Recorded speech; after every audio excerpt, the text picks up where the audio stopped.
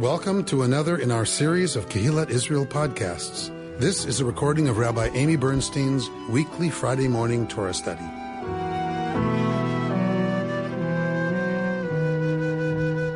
Before we move into what's the bulk of our parsha this morning, we're going to read the end of the episode of Nadav and Avihu, the two oldest sons of Aaron's who were consumed by fire while offering an offering that was not called for. We studied that last year at this time.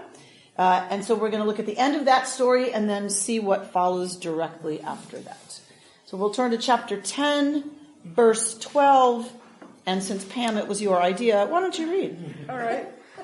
Moses spoke to Aaron and to his remaining sons, Eleazar and Ithamar, "Take the meal offering that is left over from Adonai's offering by fire, and eat it, unleavened, beside the altar, for it is most holy. You shall eat it in the sacred precinct, inasmuch as it is your due, and that of your sons, from Adonai's offering by fire, for so I have commanded. But the breast of elevation offering and the thigh of gift offering you and your wife and your sons and daughters with you may eat in any pure place, for they have been assigned as a due to you and your sons from the Israelite sacrifices of well-being. Together with the fat of fire offering, they must present the thigh of gift offering and the breast elevation offering, which are to be elevated as an elevation offering before Adonai, and which are to be your due and that of your sons with you for all time, as Adonai has commanded." Okay, go on. Then Moshe inquired about the goat of purgation offering, and it had already been burned. He was angry at Eleazar and Ithamar, Aaron's remaining sons, and said, "Why did you not eat the purgation offering in the sacred area? For it is most holy, and it is what was given to you to remove the guilt of the community and to make expiation for them before Adonai. Since its blood was not brought inside the sanctuary, you should certainly have eaten it in the sanctuary as I commanded." And Aaron spoke to Moshe, saying, "See, this day they brought their purgation offering and their burnt offering before Adonai, and as such has befallen me. Had I eaten purgation offering today, would Adonai have approved?" And when Moses heard this, he approved. Okay, so Pam, tell us why you were so interested in looking at this that we really don't ever look at. I just find it very interesting that, well, first of all, we don't ever study. I want to hear your take on it. So that's my number one reason. But I think it's interesting that, to me, that the sons, Aaron and the sons, were supposed to give a sin offering and partake in a meal. And instead, they offer a burnt off, the olah, everything is consumed. And I can understand as a father and as a brother, his son and their brothers have just died. First of all, I don't think priests are required to eat when they're in mourning, but you wouldn't want to eat. But also, I just think for Aaron that maybe he felt that he has no mastery of this world, that here his son, he could even protect his sons, and he's going to now make an offering for the community. I think he just said, just burn it all belongs to God anyway, and just, I think he acted as a father in this case and not as the high priest. So by next week, I expect we will have your soliloquy written. Aaron, right, approaching his obligation to offer, right, the sin offering and this whole, I would love to hear Aaron's speech, right? And whatever he said to Moshe accepted it. So what you're lifting up, I think, is really the crux of what we see here. I think there's several issues that this scene, right, this is a scene. And if we were Peter Pitzela doing bibliodrama, we would stage it. right? We would actually stand up and we would have roles and we would stage this scene. Because what we get here is this little paragraph, but really there's a lot going on here in this tiny little paragraph. So we have Aaron who is completely in shock, we can imagine. Do you remember his response? What is his response to his son's death? Silent. Vayidom Aharon. And Aharon was silent. So Zach gave his whole speech yesterday on that line of Torah, because it was Yom HaShoah, it was Holocaust Remembrance Day, and he has a bubby who survived, but her entire family, children, husband, parents, everybody was wiped out, and she never spoke about it. And so he said, Vayidom Bubby. Right? Bubby was silent. Because he says sometimes the only response to devastating loss is silence. But because that's all we get from Aaron, we don't know what's happening for him. We don't know anything. We can only imagine that he is stunned and shocked and in horrible pain. And he still has to do his job. So what we have here is the paradigmatic, example of when we are servants of something bigger than ourselves. What is our obligation to that service when it could be understood to be compromised by our own personal experience of suffering or of great joy? Either one can distract us so much that we don't really function very well in our role. So a lot of times, I think this is where we see the people who have been sick who are outside the camp, right? And then they go through this ritual in order to re-enter the camp, right?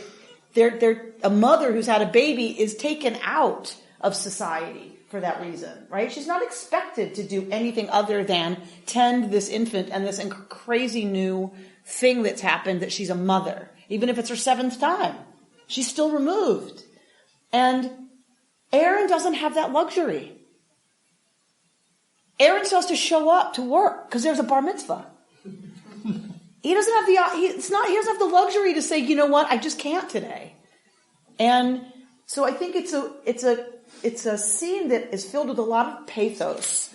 And what I like about the scene, because sometimes we don't always like what we read in Torah, what I actually like about this scene is that when Moshe comes to bring them to task, to take them to task for not having eaten of the sin offering, which is what, by the way, makes it work.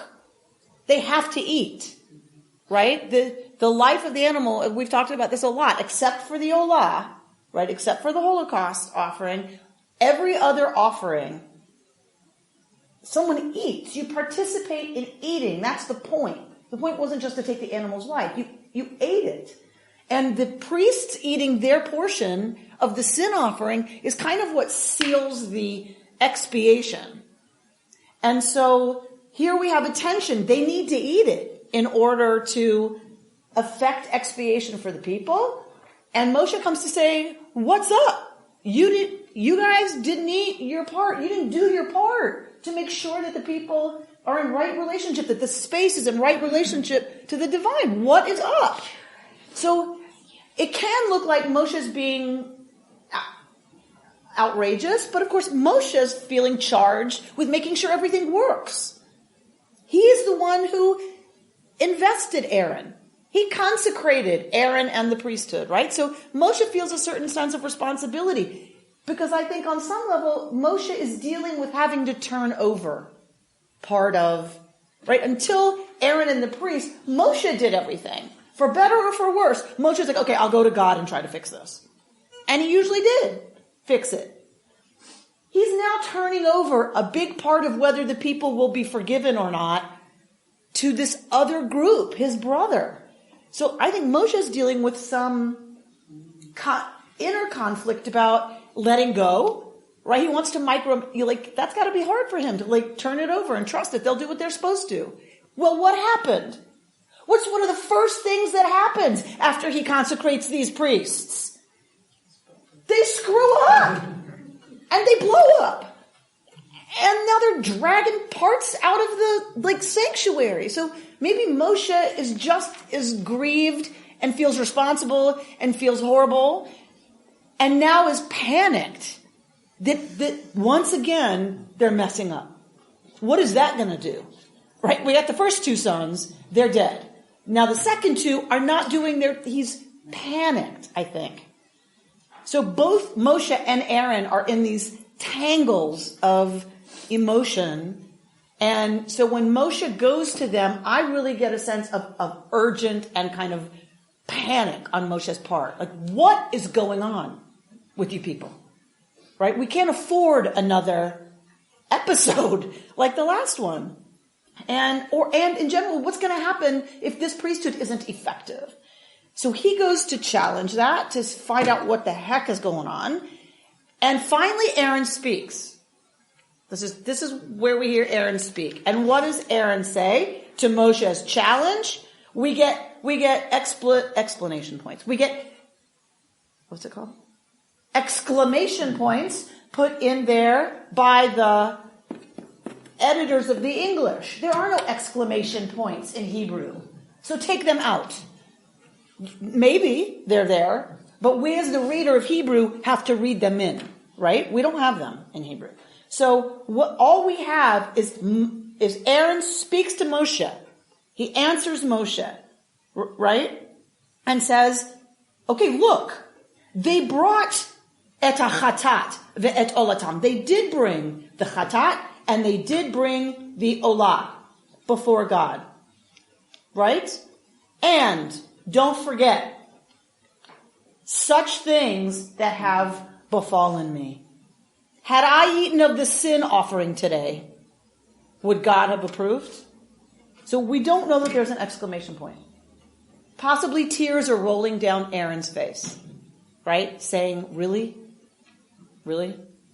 You think it would have been appropriate for us to eat of that offering today? Meaning, you really think we could fully be priests today, given what's happened? Do you think that's what God wants? And what I love about this text is that Moshe says, got it. Understood. Moshe seems to understand that there's a tension between their obligations to serve as public servants and their inability to truly do that. Because they have to eat that offering in a certain state, right? And we know that priests were exempt from certain things if they were mourning close family relatives. So that tension of when do you take yourself out of the game because you know you can't really attend. That if they didn't eat it in a certain state, that's worse in a way than saying we're refraining from that part of the ritual today because we know we're not in the proper state. There's a lot there, right, to discuss. There's a lot there to think about in terms of the times that we expect ourselves to show up to play a certain part that we're used to playing when we can't, right? I know these times when I decide, okay, I'm going to stay with that child 5 more minutes because she's like, Mommy, 5 more minutes. Okay, fine. I'll stay 5 more minutes. What do you think happens in those 5 minutes? Anything good? Does anything good happen in those last 5 minutes? Absolutely not.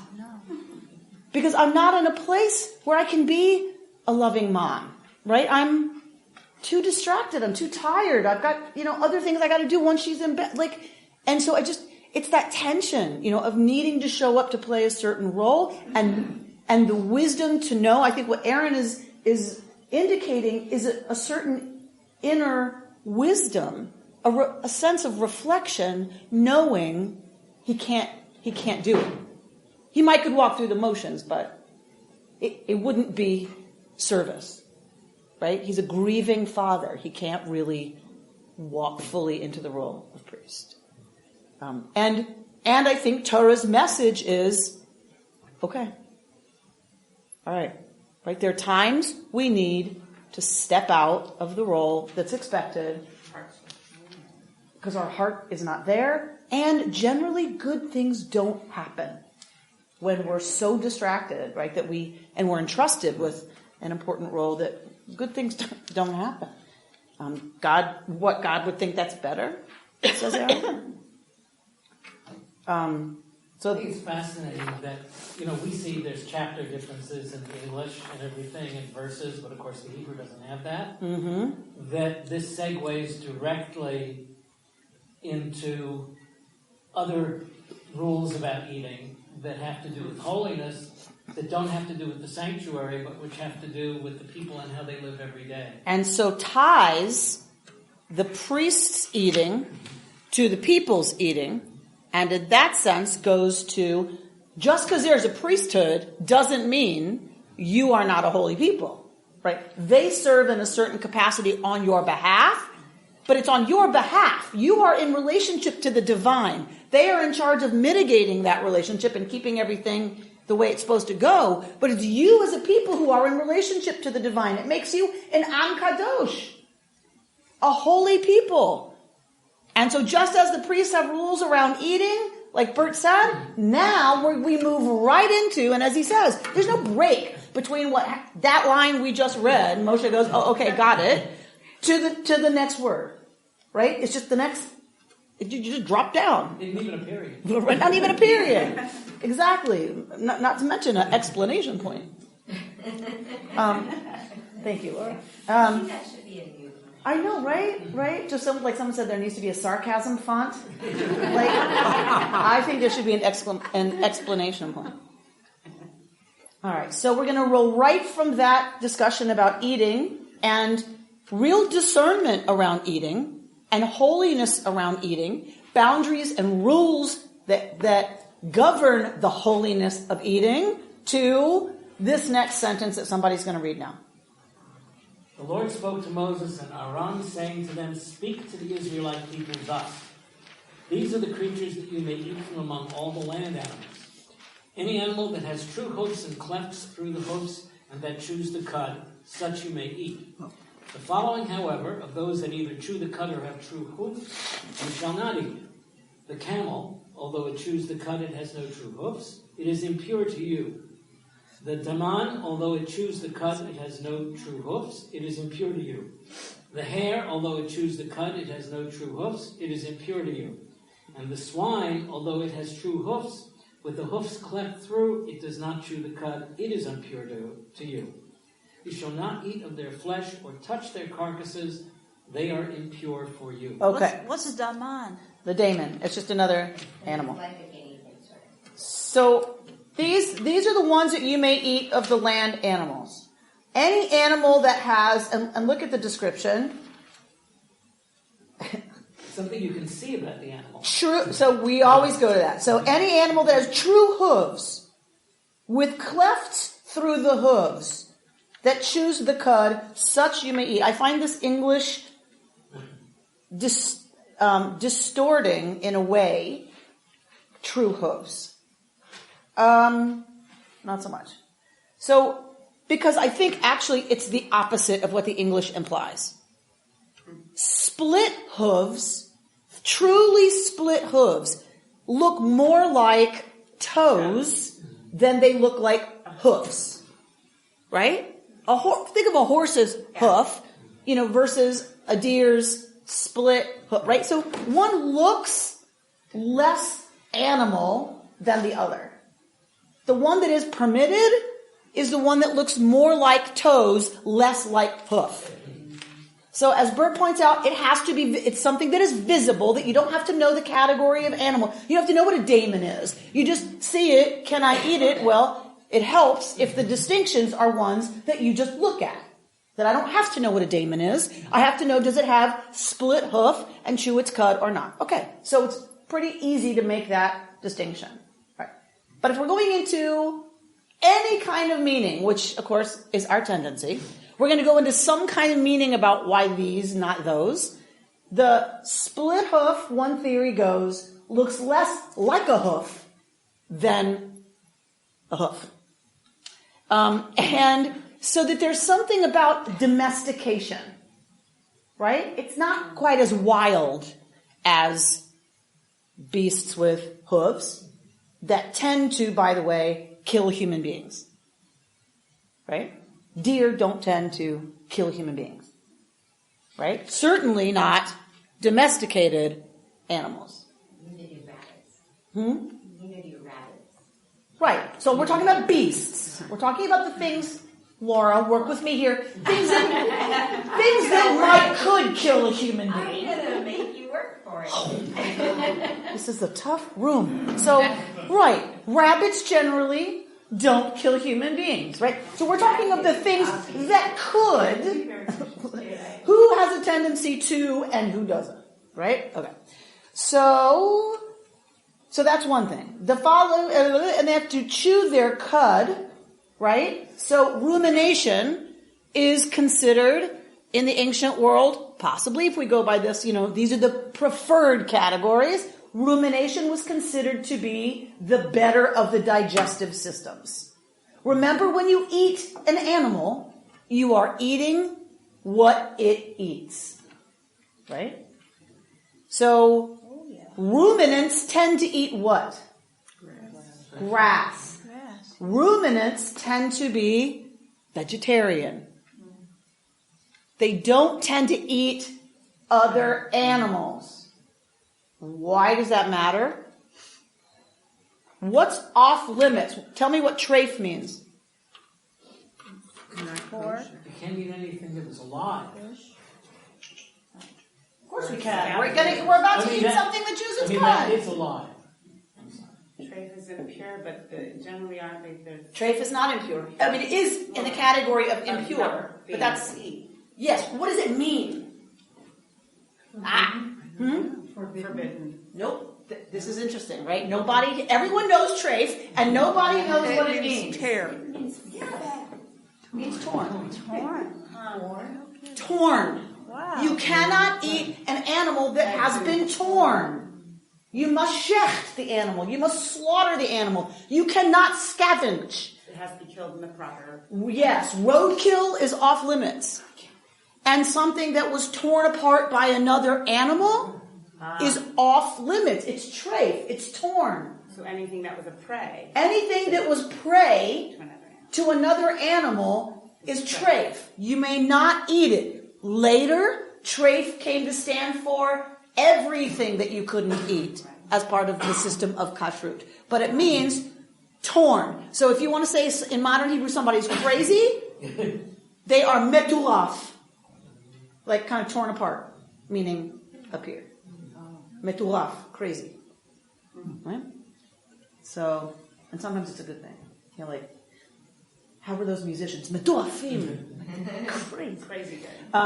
So, treif, torn. So, if you can't eat something that's torn, if it's treif, then presumably you shouldn't eat an animal that eats treif. Yes? So the animals we're talking about in general do not prey on other animals. They are ruminants. They chew their cud. Ruminants are animals that eat things that are very difficult to digest. Hence, they bring it up and chew it and have that process continue because it's very hard to masticate certain grasses and stuff enough to digest them. Right? So there's a well-developed digestive system for things that are very difficult to digest. Can I ask when it comes to fish? We're going to get there. Not to worry. An animal. We're going to get there. So, next paragraph. Almost. One more thing I want to say. So, digestion. And what are hoofs about? Hoofs and toes are about locomotion. All right? So, think categories of digestion, locomotion. All right. Bless you. Labriut. All right. 9. Somebody. Diane, read 9. These you may eat a roll that lives in water. Oh, look at that. Fish. I have a question because I knew it. Anything in water, whether in the sea Bless or you. in the stream, that has fins and scales, these you may eat. But anything in the sea or in the stream that has no fins and scales, among all the swarming things in the water and among all the other living creatures that are in water, They are an abomination for you. And an abomination for you they shall remain. You shall not eat of the flesh, of their flesh, and you shall abominate their carcasses. Everything in water that has no fins and scales shall be an abomination for you. Okay, so locomotion. What is the proper category of locomotion of things that live in the water? Fins. They swim. If they don't swim, something's up with that. Right? So it's suspicious. Well, within the water, they're all swimming, whether they're being... Crabs? How do crabs Crabs don't locomote? swim, but an eel swims, but it doesn't have fins, it just wiggles. Or a snake So the proper locomotion has to have. is fins. Things that crawl in the water and crawl up onto the ground. Why? Okay, so first of all, so first of all, this question, What a Jewish question. why? Kacha! Because. That's That's how it is. Why do we prefer what we prefer? Why do we eat chocolate-covered locusts and serve them to one another? Oh. They're kosher. Locusts? But we all go, ew. Why do we go, ew? Because we are ethnocentric. Everything we eat, well, of course you would eat that. And if someone else doesn't eat it, why not? Or if they eat it, brain. My father loved brain. Ew. We go, ew, right? What is that? That is totally a culturally programmed response. Completely ethnocentric. That's who we are. We're all ethnocentric. So when we go to a question of why, we must, before that question, ask, is this the right question to ask? Oh. Right? Why do we wear pants? Don't know. Because we do. Like, some questions, why is not the right question? What does it point to? Okay. That's a way in. What does it mean for me that there are categories like this? That's a relevant question. How have our people understood these categories as meaningful for them? That's a good question. I'm going to suggest this question is not so helpful. It's really not helpful. Why is not a helpful question? Any more than it is in the face of tragedy. Why? Like there's a reason. It's just a response. It's a response. So this was our people's response to an understanding that just like the priests were supposed to remain holy, and there were lots of rules around what kept them pure and holy and ready for divine service, they had an understanding that what they ate did the same thing. And for them, they understood eating something torn was not appropriate for human beings who were living in right relationship with God. Why? We don't know. You could guess, because it's not nice.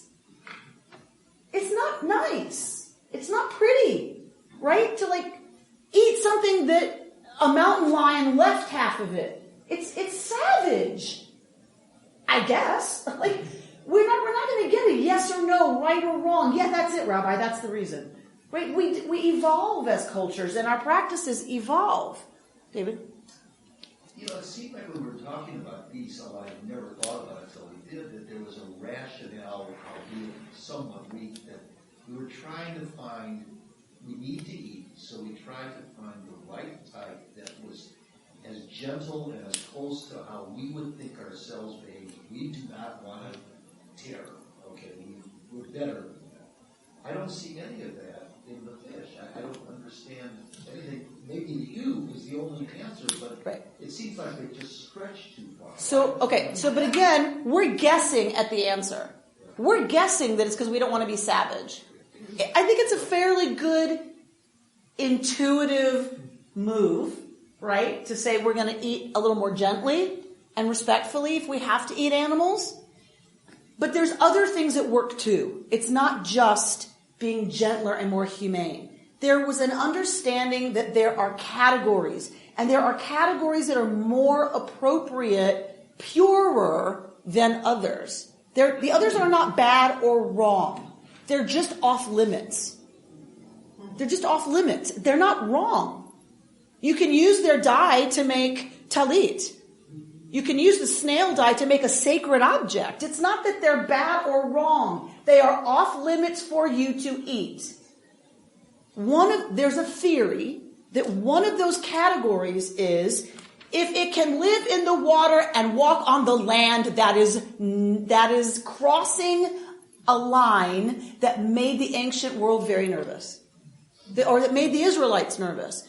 It should be in the water, or it should be on the land. And if it's in the water, that means it has fins and scales and doesn't survive. Take one of those and put it in the bottom of your boat, and what happens? It flops around pathetically and dies. Right? It can't survive outside of the water. So one theory is that is a proper water animal. And you should be eating the proper water animals. The others are off limits. There's nothing wrong with them. You just can't consume them. A lot of those other kinds of animals are also scavengers. They don't eat plankton. They eat each other. They eat other animals. They kill other water-living things and eat them.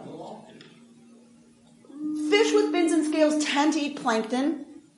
Just kind of particulates in the water. They don't go to I'm just saying. This is not where we should focus. But I do have a question about the why, not the details, but the much broader thing. Okay, so we're going to hold that because we're going there next.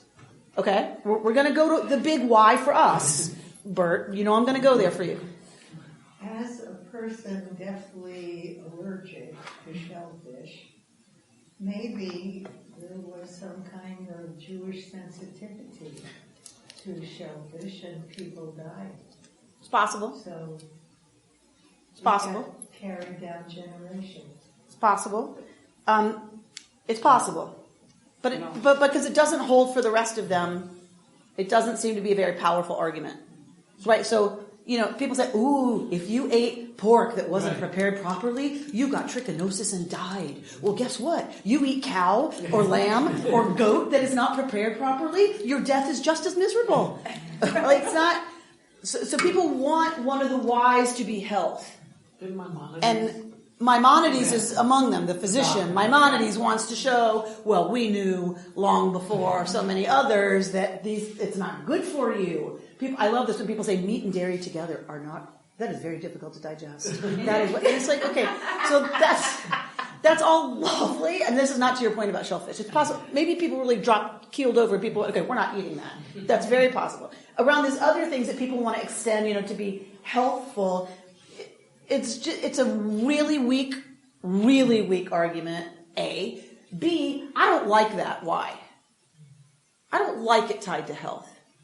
Because for me, there is absolutely nothing of value talking about pure and impure if it's about health. The whole concept of some things are off limits, it's not because they're bad. That is part of what makes that distinction meaningful. There's nothing wrong with a tree in the living room in the winter. You all will not do that. Right? So there's something about distinguishing us as a people that is a positive association. It's not about don't eat that because it's bad for you.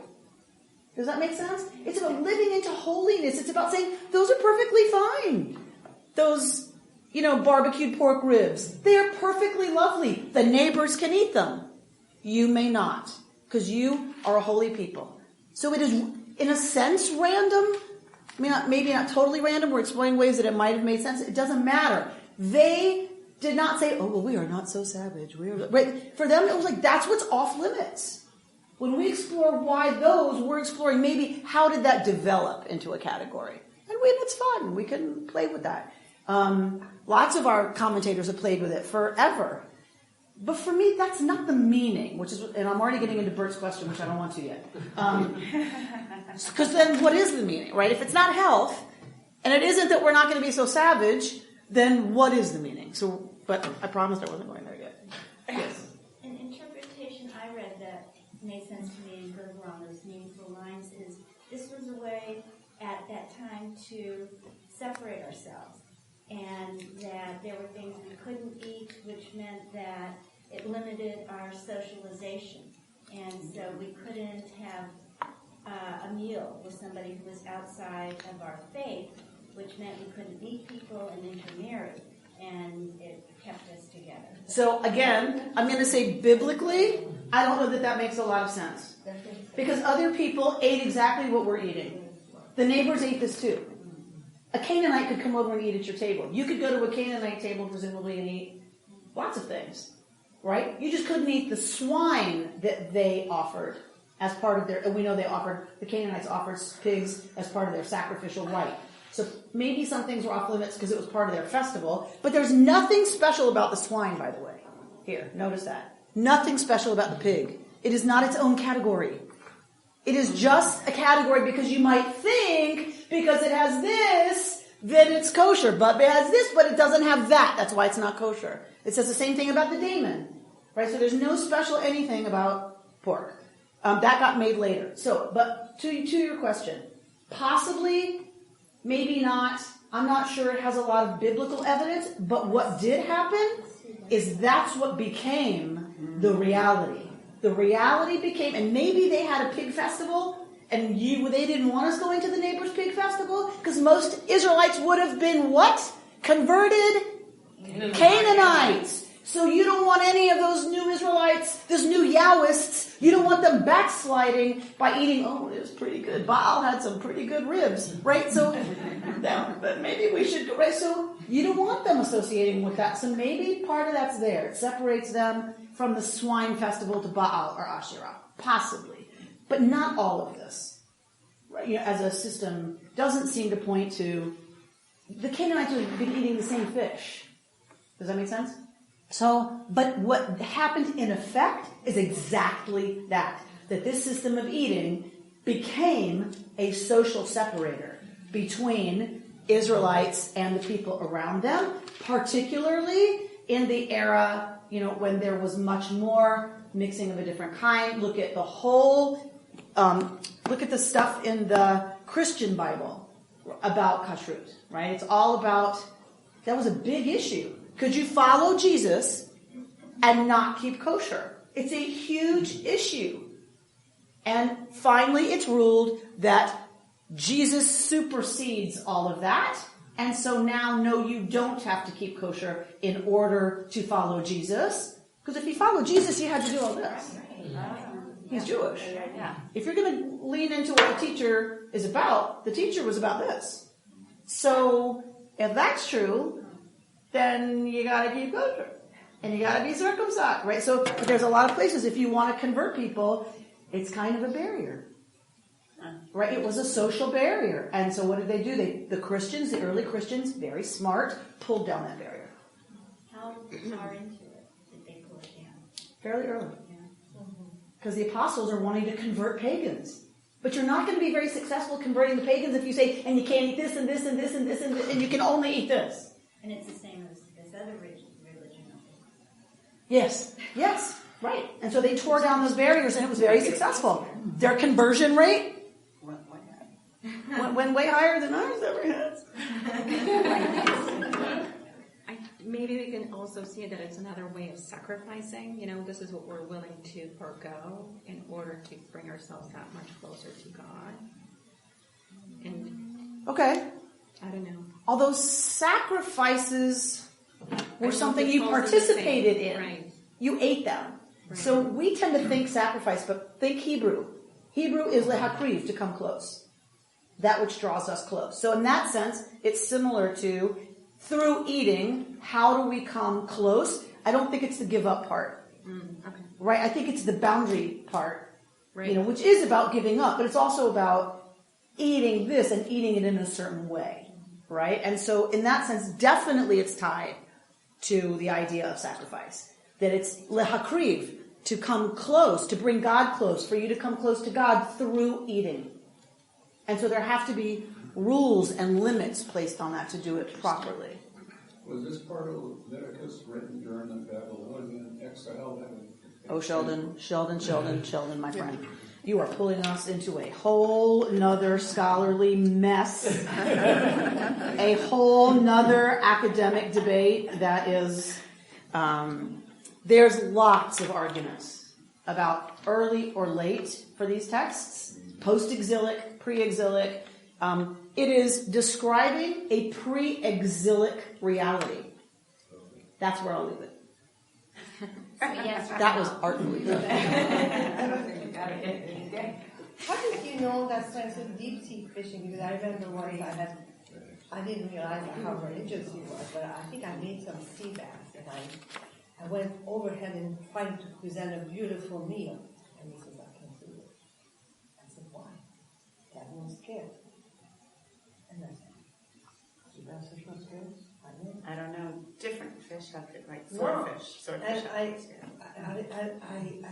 guess I didn't have internet in those days or something. I have no scale and no scale. But I was very shocked to find out But there was this whole category that you couldn't eat. Scales.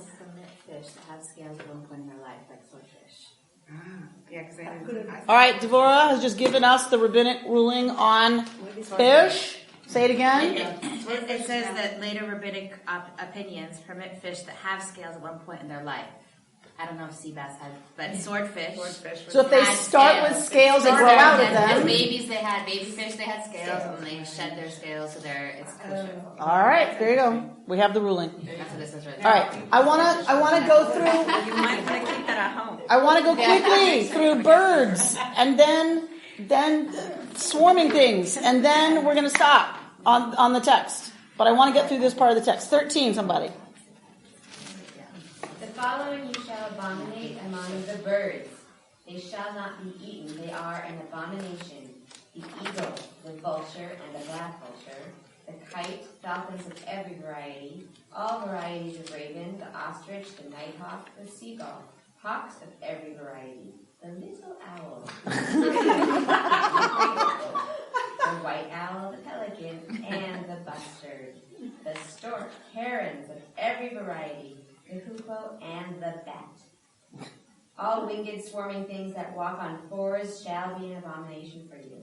But these you may eat among all the winged swarming things that walk on all fours, all that have above their feet jointed legs to leap with on the ground.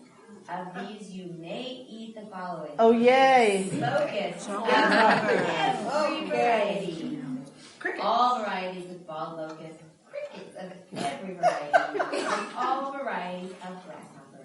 But all other winged swarming things that have 4 legs shall be an abomination for you. Oh. Grasshopper. Right? All right, so let's move on to the next section. Oh wait, we did the bugs, right? Okay. Great. So let's finish 24 through 28. And the following shall make you impure.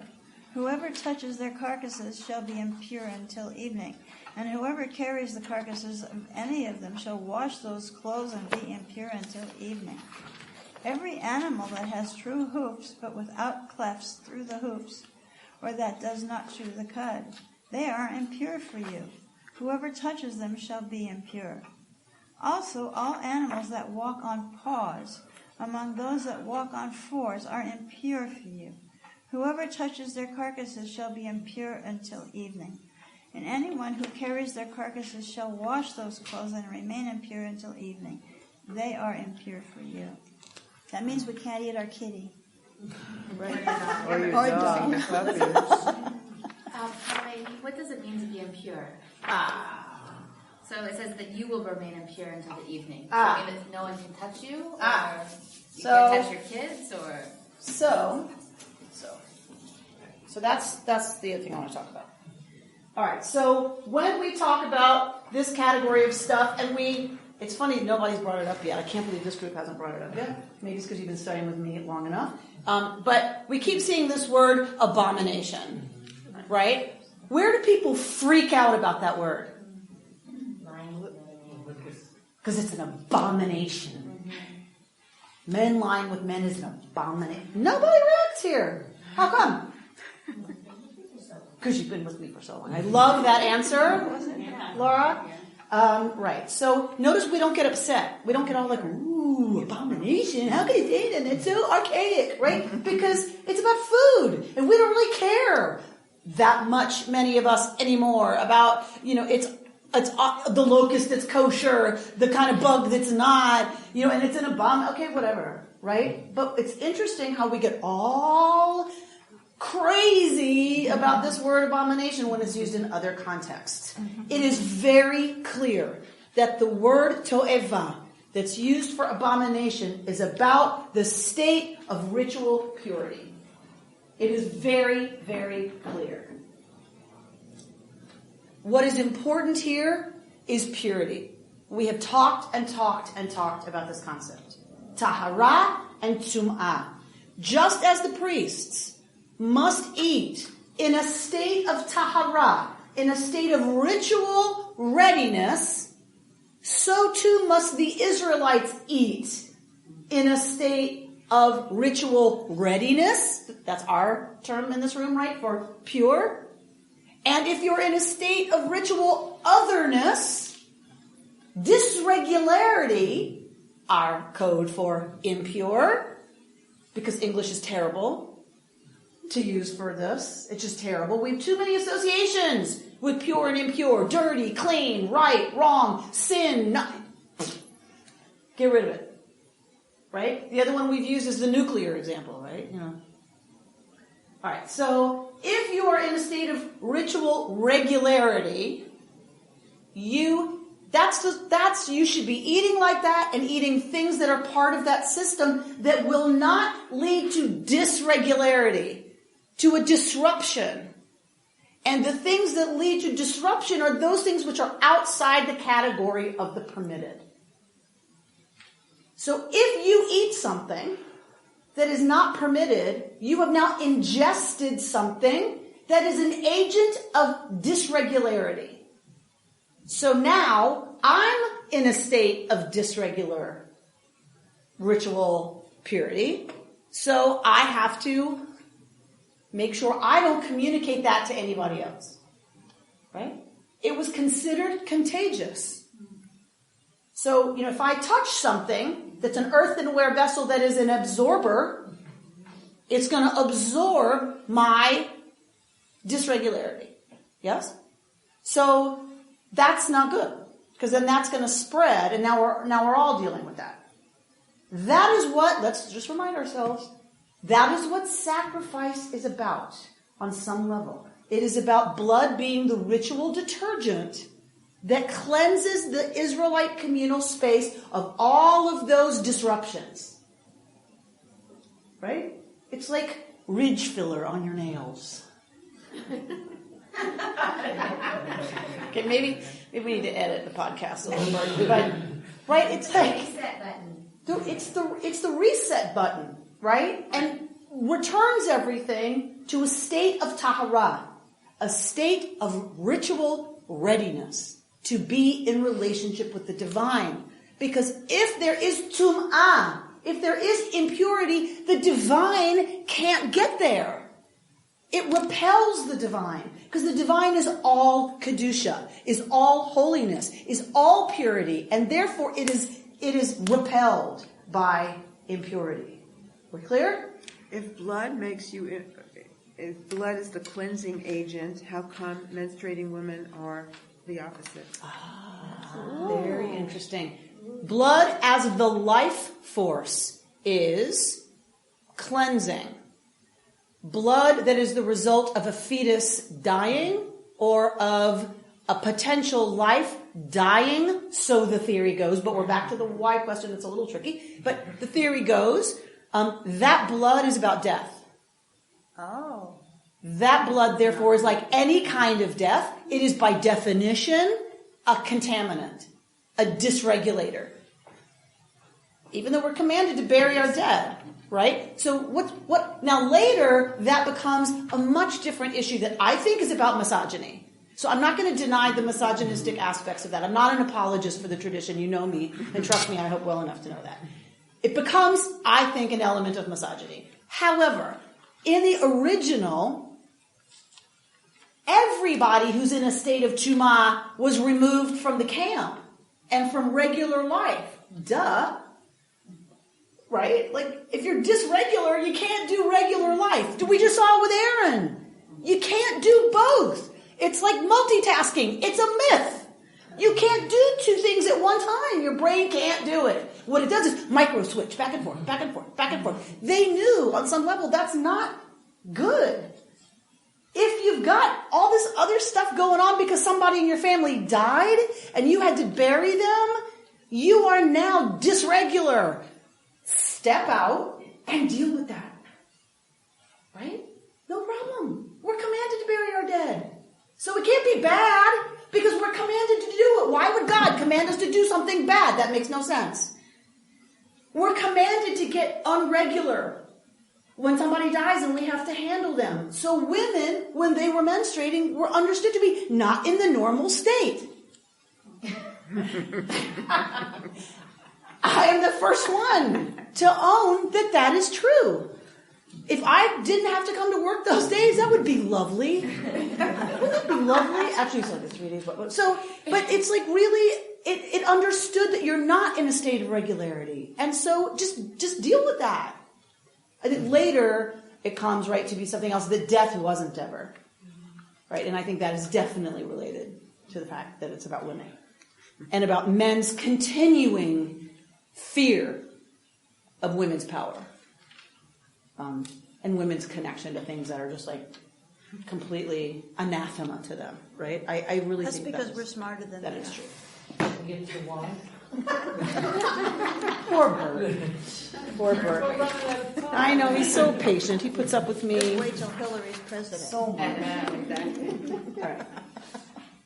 But it's kind of information. I was just checking when we were going through all these different animals, what's kosher, what's not. I'm thinking, is there an app for that? And yes, there is. So you can download what is kosher foods. There you go. Thank you, Lynn, for I was going to say that. keeping us educated and informed, even outside of this room. But some of us worry our jobs are in jeopardy because of apps. Right? What do you need a rabbi for? You got the app.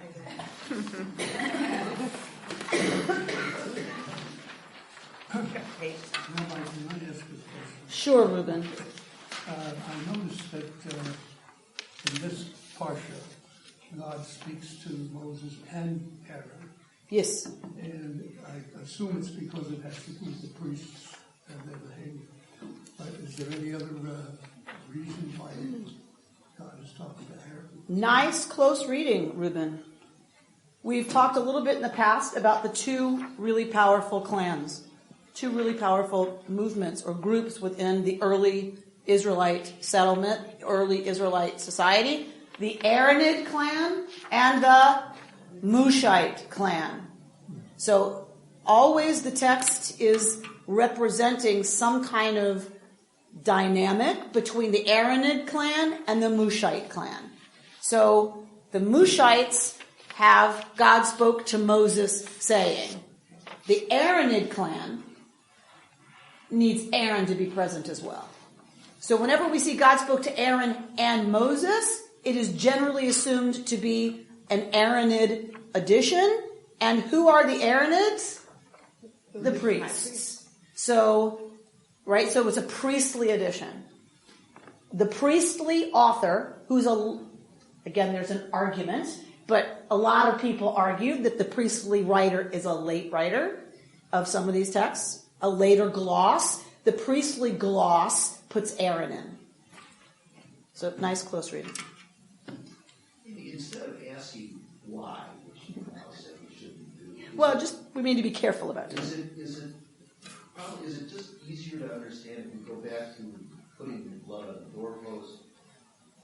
Not a sacrifice, but a way that the Israelites would distinguish themselves in the face of God. Doing something, maybe a second, doing something not in the normal course to say, I am. To opt in, yes. Yes, I think that is a great way to explain it. This is how you opt in to being a member of the people related to this God, Yahweh. Absolutely. All right, so let's look quickly at Pinchas Peli. He is somebody who is a specialist in the mythology and rituals and practices of this time, including the ones that predate Israel. He is a wonderful source for those of us who are fascinated by where pagan ritual shows up in early Israel. Right? The reconstructed the reconstructed pagan rituals, right? I'm fascinated with that. So he's a wonderful source for that. Let's look at 116. Maimonides' idea. This is what Bert was bringing up. Maimonides' idea that kashrut is to achieve good health. Maimonides, the physician, has lots written on that. Go read it if that is a why that you're interested in. Go to the 117. One of the pragmatic explanations, Lynn, for the dietary laws has it that they were ordained in order to separate the Jews from their Gentile environment. Okay, lots written on that. Go tse'umad, go and learn. Another school of interpretation, next paragraph, is the symbolic, spanning from Philo to modern times. Right? So that it's symbolizing what the underlying perception share, never mind. Turn your paper over to 118, and here's kind of a summary that I like a lot. And the one that's just being quoted just above this is that it's about us being humane, right? Not being savage. That really we're supposed to be vegetarian, but God gets it that we're not going to be. And after the flood, we're allowed to eat meat for the first time as human beings. It's not going to happen. But the Jewish ritual is about taking what is and moving us one step closer to what should be. That God gets it, that we are flawed, that we have appetites, that we need to be controlled in that sense by being allowed to do a certain amount of it, not all of it. So we move from, we should be vegetarians, we're not gonna be, to, okay, well, what's the least offensive kind of meat eating that we can do? Yes? Ideally, according to Torah, humans would confine their eating to fruits and vegetables, not kill for food, right? Go down to accordingly. The laws of kashrut come to teach us that a Jew's first preference should be a vegetarian meal. If we can't control our craving for meat, it should be kosher meat, which would serve as a reminder that the animal being eaten is a creature of God, that the death of such a creature cannot be taken lightly, that hunting for sport is forbidden, that we cannot treat any living thing callously, and that we are responsible for what happens to other beings, human or animal, even if we did not personally come into contact with them. This, for me, is the bottom line. This is what remains deeply meaningful for me about kashrut. The question is, how do we fulfill this today? Now, some people argue, hello, Rabbi Bernstein, it's written for us. How you fulfill this today, I don't agree. For some people, that remains the most meaningful way to do exactly what this is saying, to have consciousness and holiness around eating, the idea that something shouldn't suffer. We don't kill for sport. We don't kill that which was torn apart. We try to remain as close as we can to the ideal of this animal only ate grass and it wasn't eating other things, right? That we're trying to stay in this level of compassion and empathy for other creatures and to maintain our humaneness so that we are more humane and treat other human beings with greater kindness. Okay, I totally buy that. I'm totally down with that. For me, this is not the most powerful system for that. It's part of it. There are certain things I don't eat as part of a traditional kashrut practice just because that's the way my ancestors did it. That's the way they expressed living into these values. And I opt in to their peoplehood every time I don't eat pork. Every time I don't eat a cheeseburger. Every time I don't eat shellfish. I opt in to saying my people understand one of the ways we get at all this that I just read to you is through that. Okay, but that's kind of where it stops for me, frankly. In a minute, David. That's kind of where it stops. What I would love us to be about in this community, and we talked about this in the senior staff yesterday, Bert, heads up, is maybe we need to revisit the question of kashrut, past a kashrut policy that's about this. Maybe we need to start thinking about a kashrut policy here, and then for each of us what that means that really is about how do we eat in such a way that is about controlling our cravings, and that, right, is about being sensitive to the deaths of the creatures that we're eating, as well as the human beings who are involved in bringing that food to our tables. So those who are involved in the movement for a Hechsher Tzedek are people who are saying what really it means to be about this kind of holiness is looking at a Hechsher, from the word kosher, right? A stamp of approval that something is kosher. We need a Hechsher Tzedek. We need a Hechsher that says this meal, this food, nobody has been harmed in bringing this food to your table. Workers have been paid fairly. They get lunch breaks. Whatever, fill in the blank. They get health care. The people who are involved in bringing you that food have been treated humanely. And that the animals were killed in a way that is expressive of our wanting to be humane. And that veal, that is a little baby cow that never gets to leave a pen, should not be considered kosher. I don't care how it's slaughtered and what happens to it about soaking and salting. It doesn't matter. Because you have violated already the whole why that is important to some of us. Right? Is this the why of kashrut? I don't know. This paragraph I just read you from Pinchas Pelly. But for me it's compelling. That's very compelling. So how do we talk about what should be off limits? Styrofoam should just be plain trafe.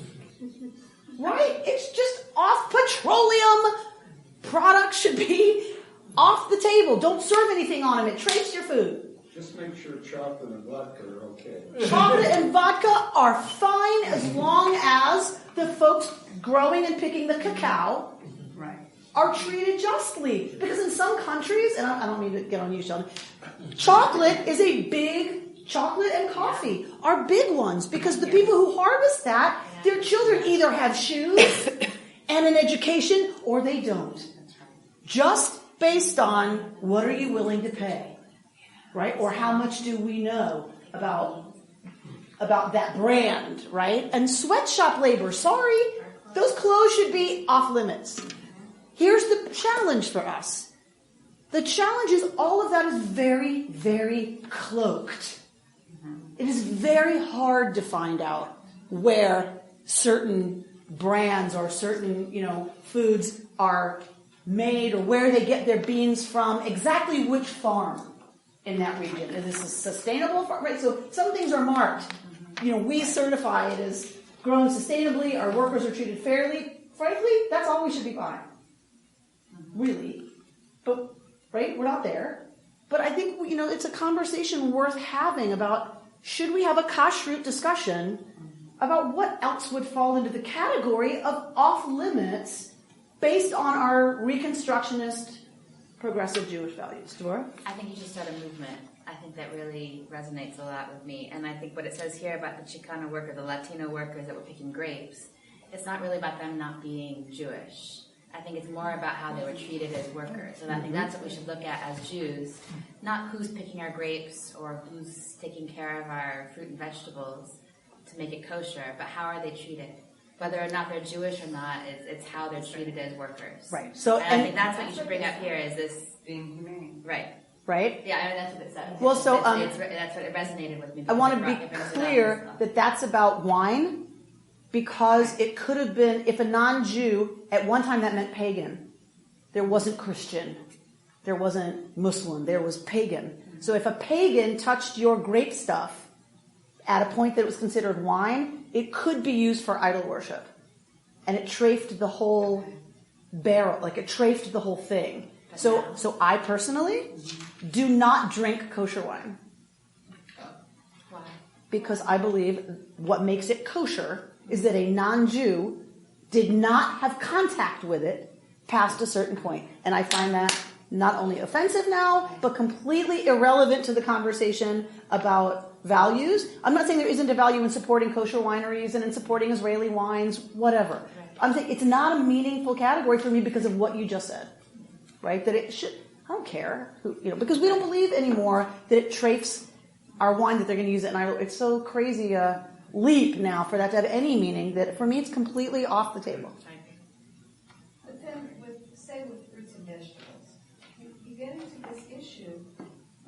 where, okay, you've got these farmers employing these illegal illegal people, or presumably here illegally, and they're being paid substandard wages.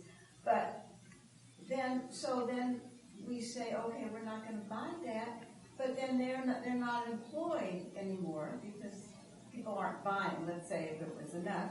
And then what happens to them? I mean, it becomes even worse. So without getting into the details of it, my answer to you is we don't know. Because we haven't had that conversation. And we don't know enough, you and me, about the economics of that to know crap. Right. Pardon my French. About even where to begin that discussion. I would say with you, I agree with everything you just said. And then Devorah, who has a lot of experience with this stuff, would say to me, Rabbi Bernstein, respectfully, let me tell you what happens to those workers. They are trafficked. They are kept. So we don't know. That's the shanda for me. That's the shame, is that we don't know even the first level of ways to discuss exactly the dilemma that you just described. But there are people who do. There are people who talk to these migrant workers. There are people who talk to these illegal aliens, and they'll tell you, okay, don't buy the fruits and vegetables, and make sure you're pressuring X, Y, and Z agency to regulate those. I don't know. I'm just imagining it is hugely complicated, but we don't have the conversation. We don't have the conversation about it. Why not, right? But we're very clear about our kashrut policy here at KI, which I'm glad we have one. But I would like us to think about taking it another level so that we start to at least get educated, right? And have the conversation. Without knowing exactly, look, God willing, it would be a 30-year process. Yeah. But at least we'd be engaging, and it might influence what we actually buy at our grocery stores or not, or where we shop, or even as we're having the discussion and haven't decided what to do about it. Yeah? The Green Team and the Tikkun Committee are fully behind that. So I think it should be a joint task force. I think it should be a joint conversation between religious practices, Tikkun Olam, as a starting place, and then have some open forum conversations about what do we want to do, what is meaningful about kashrut for us beyond the agreements we have about this or that coming into the building. You've been listening to Rabbi Amy Bernstein's Friday morning Torah study from Kehillat Israel in Pacific Palisades, California. For more information, go to our website, www.ourki.org.